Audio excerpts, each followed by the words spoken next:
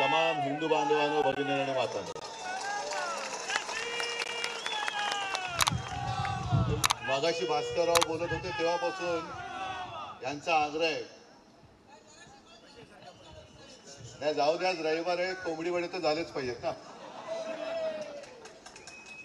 आता त्याचं जे काय करायचं होतं, पिसं काढायची ती तुम्हीच काढलेली आहात. कोंबडी चोराची पिसं तुम्हीच काढले. आणखीन काही नवीन उगवली असतील तर ती पण उपटून टाका.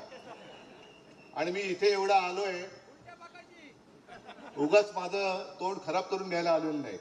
मी तुमच्यासाठी, मी विनायकना सांगितलं की हा जनसंवाद नाही, हा कुटुंब संवाद आहे.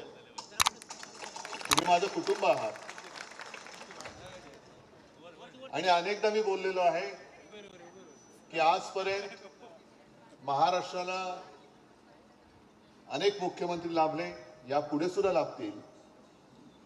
पण मी असा भाग्यवान आहे की अनपेक्षित मला मुख्यमंत्री व्हावं लागलं होतं. एक 2-2.5 वर्षाच्या कालखंडामध्ये मी काय केलं हे लोकांसमोर, तुमच्या समोर आहे.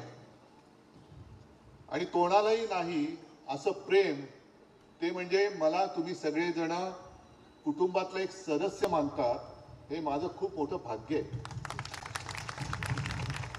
आणि म्हणूनच मी जनसंवाद हा शब्दच काढून टाकलेला आहे. कारण ते मन की बात, वन की बात ते सगळं तिकडे, आपल्याकडे ती दिल की बात आहे. दिल की बात.